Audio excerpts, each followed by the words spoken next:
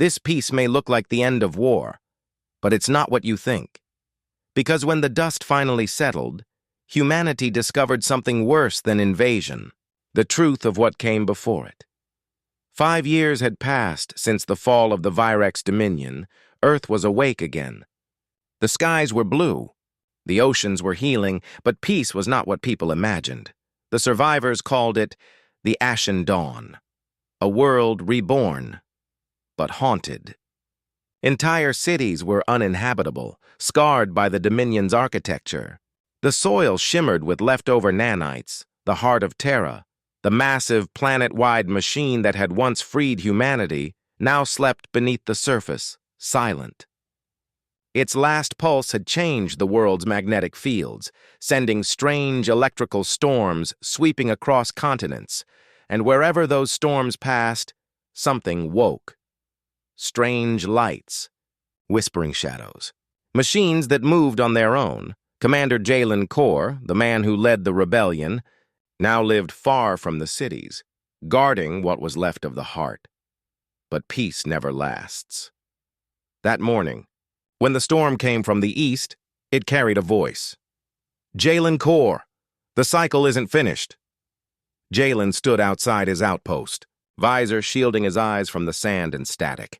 The wind screamed like metal scraping bone. Lightning forked across the clouds, but it wasn't natural. It moved in geometric patterns, lines, and circles, like a machine drawing on the sky. His wristcom flickered alive. Jalen, this is Mara, the voice crackled. We're reading spikes in the magnetic grid. The heart's reacting to something underground. Underground? Deep beneath the Pacific Trench. Coordinates 0.0 by 180.0, the exact opposite of the heart's core location. Jalen frowned. What's there? Nothing, Mara said. At least nothing human. Then the transmission cut out. The lightning above formed a spiral, glowing symbols older than the Virex language, burning white against the storm. He recognized one of them, the same symbol his father had worn on his armor, the emblem of the Earth Defense Force. Days later, Jalen flew with a small reconnaissance team aboard the dropship Aurora. The world below was still recovering, forests returning to concrete, rivers cutting through collapsed alien cities. Humanity had started rebuilding, but fear still lived in everyone's eyes. They reached the Pacific and descended into the endless blue. At 30,000 feet below, their scanners found it, a vast dome buried in the silt, pulsing faintly with light. That's not Virex, said one of the techs. Materials ancient, older than any recorded alloy. The ship's systems began to glitch. Lights flickered, and static hissed through their helmets. This is wrong, Mara's voice said through the comms. We shouldn't be here. Then the dome opened. A vortex of light swallowed the ship whole. Jalen woke on the floor. Helmet cracked, air thick with mist.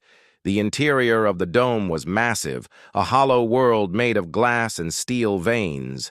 Floating lights drifted like jellyfish through the air, and at the center stood a monument, a towering construct shaped like a human hand. Palm open, holding a sphere of frozen light. Words appeared across the air, glowing white, Project, Genesis, Architects of Life. Mara staggered to her feet. This isn't alien. Jalen touched the wall. The material rippled like liquid. This was built before the Virex, she whispered. Before us. He looked closer. Inside the walls were carvings, not of humans, but precursors. Tall, humanoid figures with luminous eyes. They weren't the Virex. They weren't us. They were the ones who made both. And the sphere in the hand, the heart of A, Terra's twin, began to beat. The sphere pulsed faster. The lights around the chamber changed from white to deep. Crimson! Energy surge! Mara shouted. It's powering up! Jalen aimed his rifle. Shut it down! I can't. It's pulling power from the planet itself. The ground rumbled. Water vaporized. The entire ocean above them began to churn as the energy reached the surface. Then the voice came again, mechanical, cold, and ancient. Reactivation of secondary core, the heart of ashes. Directive, reclaim the surface. Eliminate organic interference. Jalen's blood ran cold. It's not a failsafe, he said. It's a weapon! The sphere cracked open, releasing streams of black nanite clouds that formed into humanoid shapes. Not machines, not alive, something in between. They had the form of men, and the eyes of the Virex. By the time Aurora broke the surface, the world was already burning again. The black clouds spread like disease, consuming machines, rebuilding them into twisted hybrids. Cities that had been free only years ago went dark again, one by one. The heart of ashes had awakened the old code, an ancient system buried in the planet's crust, one that predated both humans and the Virex. It was not conquest. It was correction. Jalen and Mara watched from the outpost as the black storms devoured the horizon. We freed the world, Mara said quietly. And now we're watching it erase itself. He clenched his jaw. Then we find a way to stop it. They returned to the ruins of New Geneva, where the original heart of Terra still lay dormant. Its shell was cracked, its power gone. Can we restart it? Jalen asked. Mara shook her head. We'd need a core spark, same as before. Jalen's gaze hardened. Then we go back to the source. They descended into the ocean again, this time with an army. Human airships filled the skies, retrofitted alien weapons humming in their hulls. Beneath them, the black swarms moved like liquid thought. Inside the dome, the heart of ashes pulsed with fiery light, and its creations were no longer clouds, they were sentient. The first of them spoke. Its voice was calm, deliberate.